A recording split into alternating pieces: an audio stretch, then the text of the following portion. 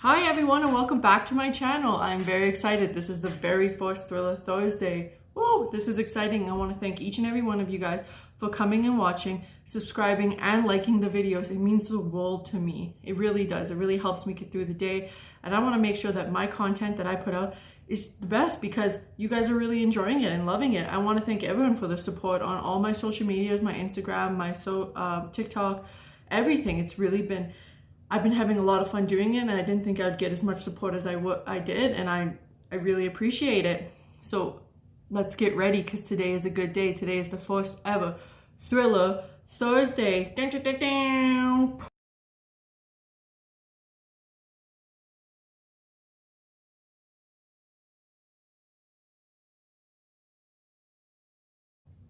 All right, so this one's a good one. I'm really excited about it.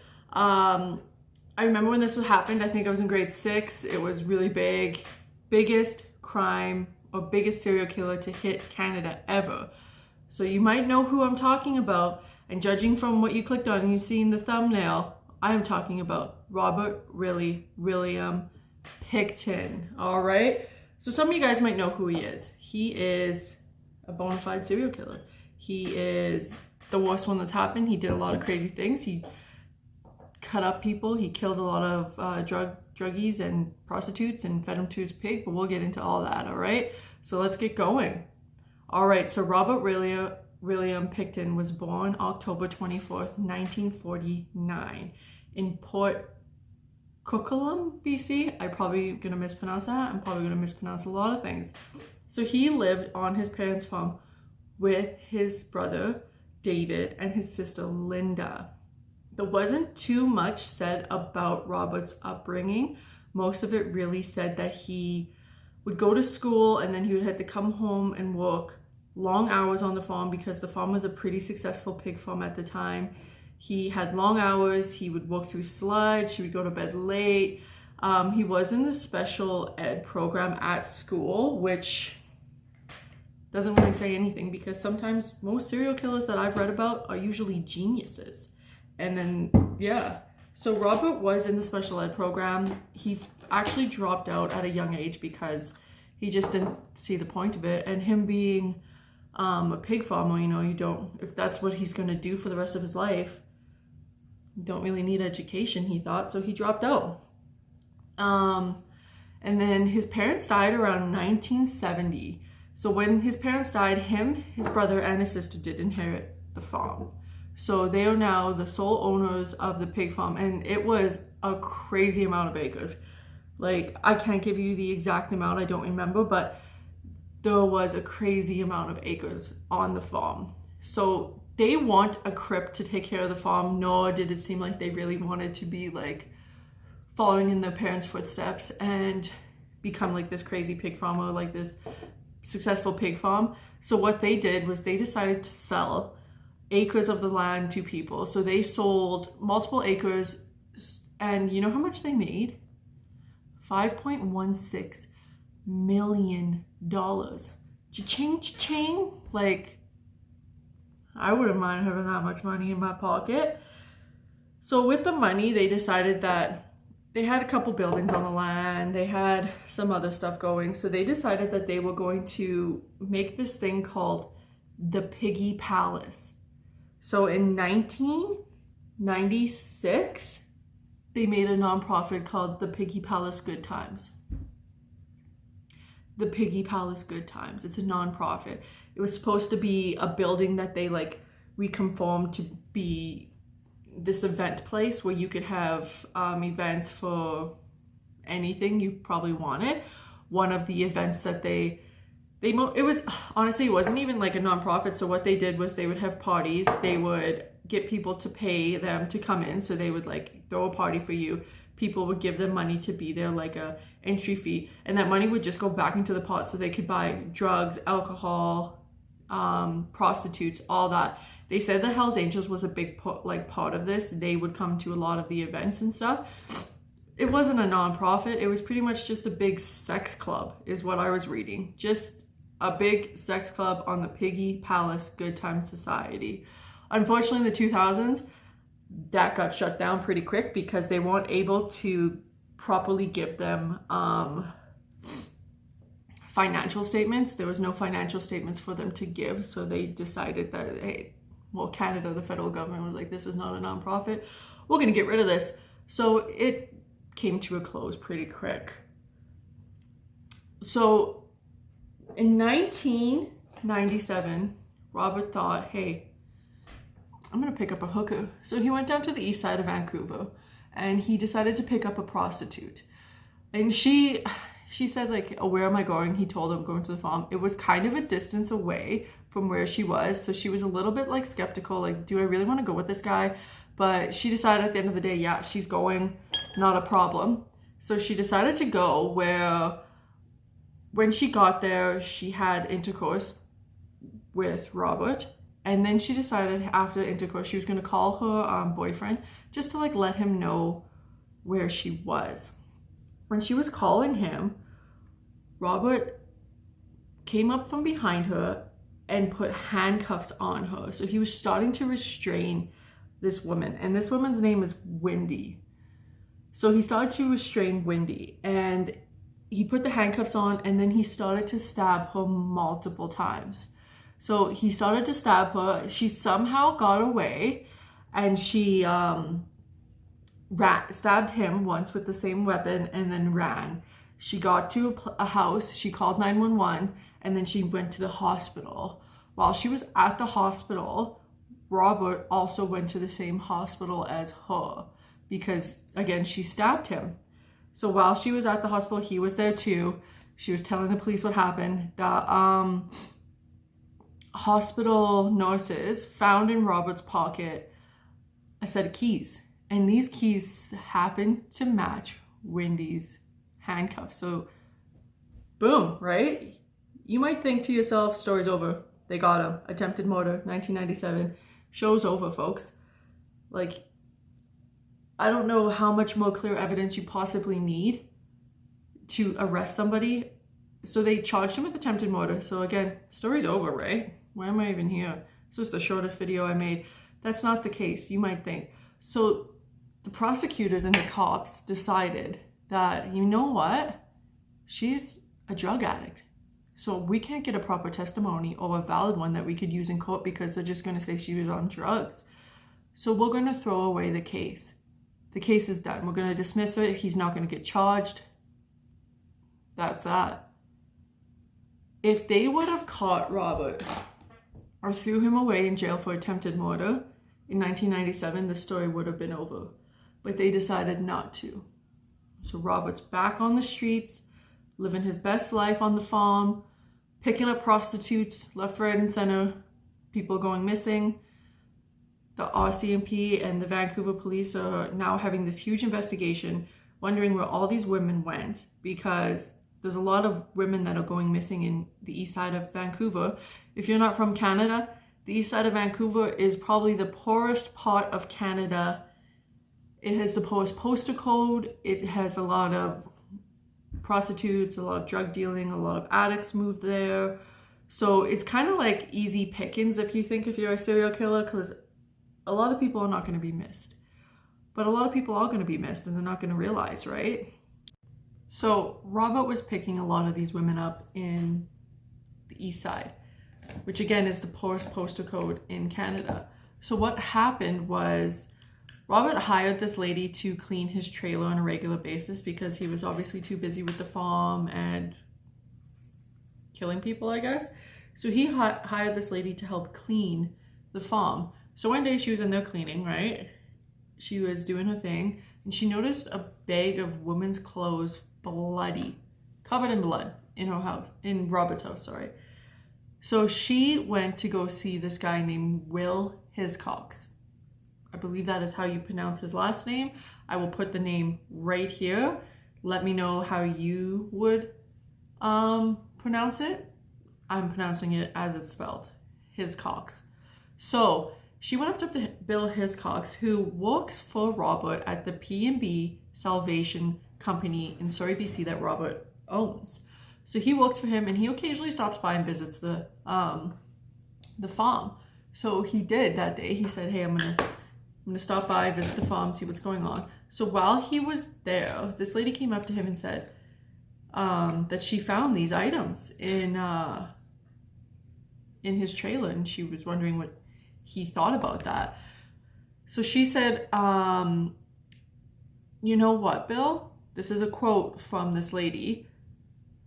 You know what, Bill? I think that's where all the girls are going, right there, end quote. And Bill said, quote, I got the same friggin' feeling, end quote. So in July of 1998, so again, a year later from when Robert decided that when he attempted to kill Wendy, the prostitute, in 1997. So in July of 1998, Bill called the cops to let them know what this lady found. So Bill called the cops. He also called this individual named Wang Lang. So Wang Lang, the reason why Bill called him was because Wang Lang was a John to a specific prostitute on the east side of Vancouver. So Wayne started catching feelings for this prostitute. It was his favorite one. He really, really liked her. Her name was Sarah. So he was putting posters up around east side because he couldn't find Sarah. So he would always stop, grab her. She was the one he wanted. And then all of a sudden she disappeared.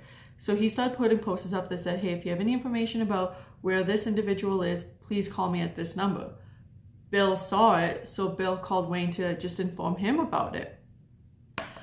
So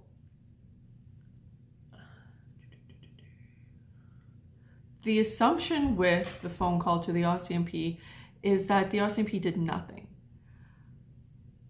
But a police officer who was familiar with the case and was in Vancouver said that there was a more disturbing reason why they did nothing, but there hasn't been no one has said anything about what the disturbing reason was. The case was blocked and not carried out, so no one went to go visit the farm, see what Bill was saying.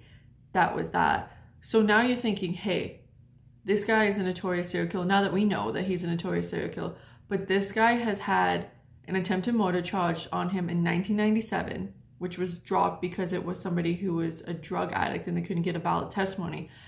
And now there's another guy named Bill who works for this individual, called about this case, called saying that there's some bloody evidence, there's some bloody clothes, there's some identification of missing women on this farm, you guys should come down. And the cops still haven't done nothing. So that is 2 times now, 2 times back to back in years where the cops haven't done anything. Not a thing. All right, so that's twice now that the cops haven't done anything. They're like, it's probably nothing. Or we don't know, right? Because they say there's a reason why they didn't do it, but they're not gonna tell anyone why they didn't do it. So in 1999, there was a second phone call and a second tip about another woman who was telling people that she saw Robert kill someone. So what she said was she went to the barn where Robert was, and there was a dead woman hanging there and gutted like a pig. So the investigators heard this tip and they actually followed through and they tried to find this woman. Unfortunately, the woman wasn't being cooperative with the RCMP. She said she didn't like the RCMP. She didn't like the Vancouver police. And I was watching this documentary on it, and she was saying that she started to blackmail Robert about this. So she lived on the farm. She was a drug addict. She lived on the farm. She had a place to stay, and she was making a bit of money on the farm. So it was kind of like a good setup if you're a drug addict. You don't really have to do much, and you're getting your money, stuff like that. So she was blackmailing Robert because she knew that he killed this lady, but she just kept getting stuff out of him. And when the RCMP or the Vancouver police would investigate or interrogate her, she wouldn't say anything at all to them. But there was one part where they said, oh, well, if you did see him kill someone, it's a pretty gruesome sight.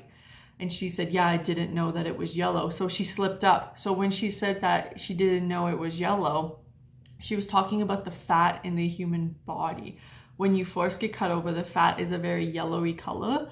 And I guess that the people who were interrogating her didn't even kind of get this. She said it and then it was like, oh, move on to the next thing, until they started driving home from Surrey, BC. And then they were like thinking, how does she know what color the fat is, or that's the color of fat, you know, putting it together. But again, she still wouldn't testify or anything or actually give evidence on what she saw. So then that was kind of done. Ended it there in 1999. So on February 5th, 2002, a rookie constable had a search warrant for the Pickton farm for firearms. So they went there, and while they were doing the firearm violation warrant, they found belongings of missing women on the farm. So the police had to go get another search warrant, just because once they found the belongings of another woman, of the missing women from Vancouver, they kind of thought, okay, now this investigation has like turned into something bigger, so now we need another search warrant, or else the evidence is not going to be sustained in court. So they go and they get another search warrant, and they go and they start searching the rest of the farm. So this is when it starts getting a little messed up. So once they search the farms, they find the remains of victims. They find a skull cut in half and stuffed with feet and hands.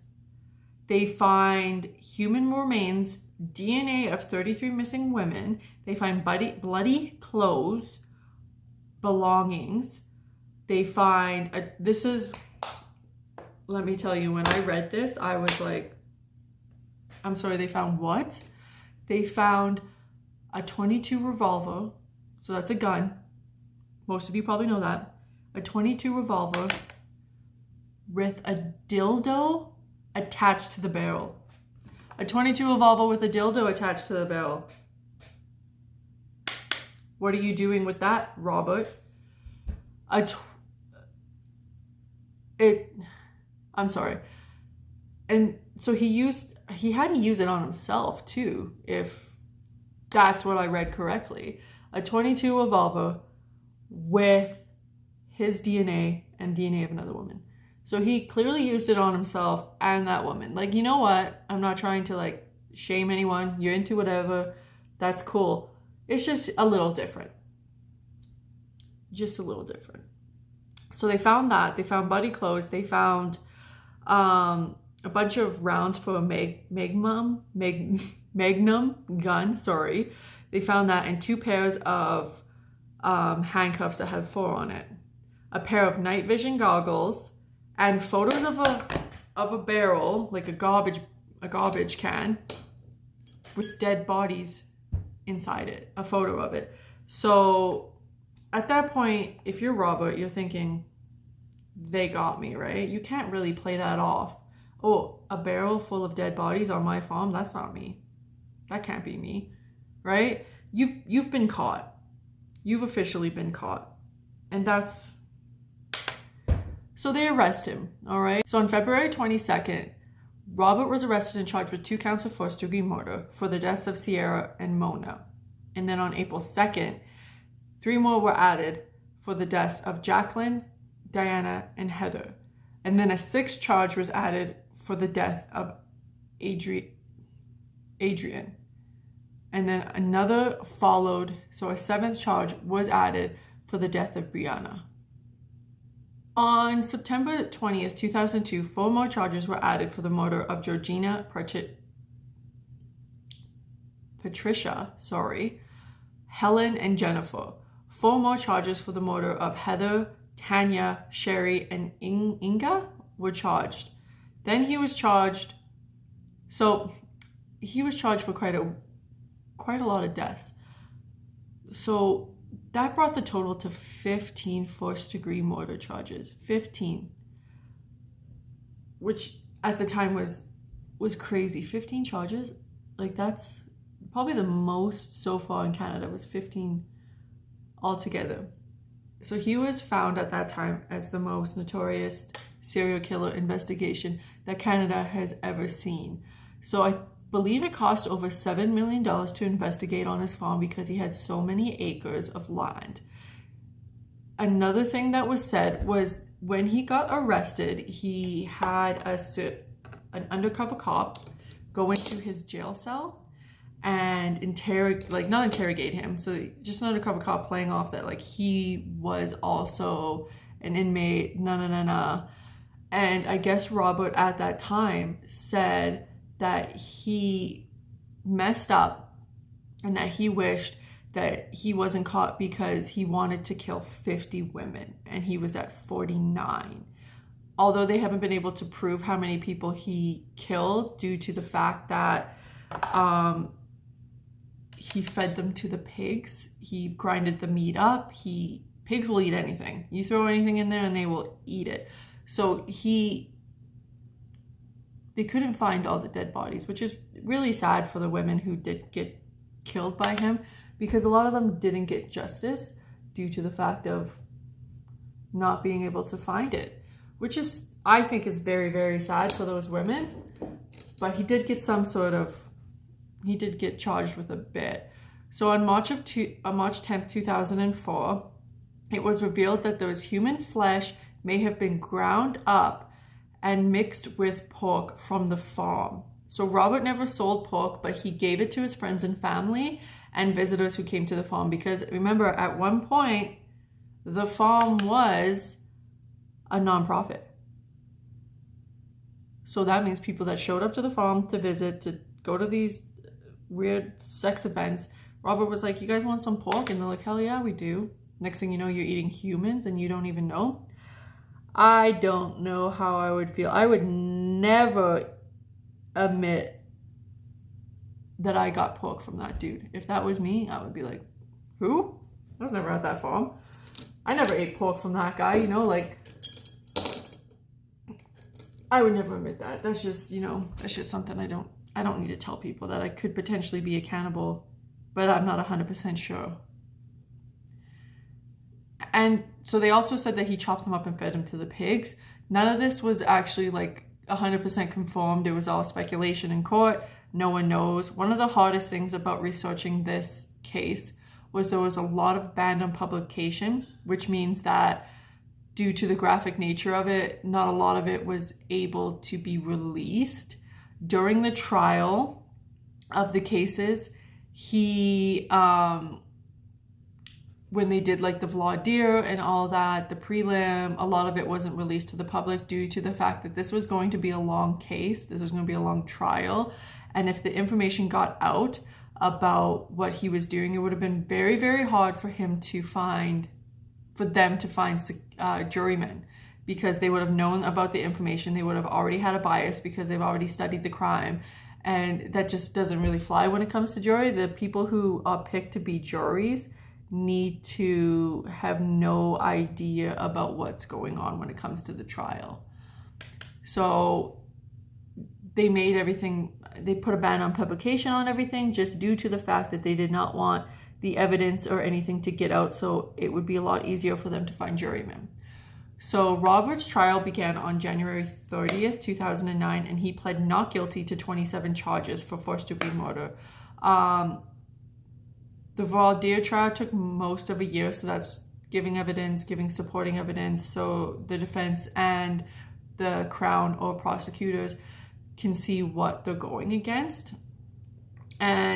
But no reporters were allowed to report on what exactly took place in the voir dire, just due to the fact, like I said,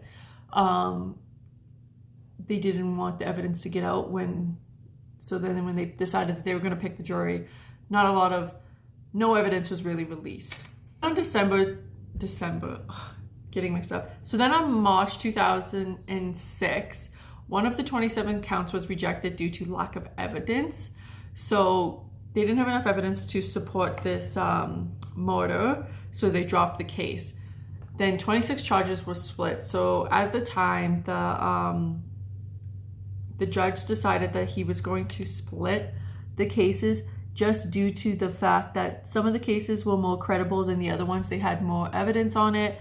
And sitting a jury for 27 charges of first-degree murder, they thought that trial was probably going to take up to 2 years. So that means if they did all the 26 charges, then the jury would have been there for 2 years. And I don't know about you, but I don't think my employer would really let me go to a trial for that long. That's just me and my thoughts, but let me know if yours will, because mine wouldn't. So they split it into two separate. So they put 6 on one and then they put the 20 on the other. So they started with the 6 murders at the time, and he was found guilty on all 6 murders. So he was found guilty, but however, they did drop the charges to 2nd-degree murder. So Robert was sentenced to life in prison in Canada. That means 25 years without the possibility of parole. So he's going to jail and he ain't coming out, is what they deemed. So this is the highest possible punishment that you can get for 2nd-degree murder. I'm not 100% sure why they made it 2nd degree or what was the factors for that, but he got charged all 6 counts of 2nd-degree murder and is now serving life in prison. So on August 4th, 2010, the other 20 charges were stayed. So that means you can bring them up again if like more evidence arises from it, but it's kind of, after a while, it does get dismissed. So there has been appeal on Robert multiple times that he didn't do it and stuff, but the judge is like, no, you're going to jail for life for what you did. So now he is in Quebec serving his life imprisonment. There's been a lot of factors when it comes to this case. Reading about it, there's been just tons and tons of difference in this case. So one of the big factors was people were saying that Robert wasn't smart enough to conduct all these murders over the time. So the first person they said that Robert murdered, he would have been 28 at the time. So they don't really think that's a valid, he could do it on his own because, again, he was in the special needs program, right?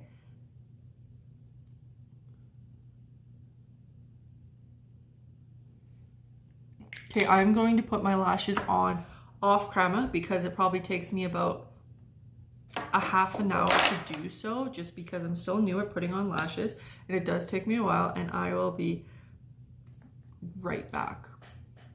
There we go, I got my lashes on. Only took me about a half an hour. So what we were talking about is some of the theories that came out about this case.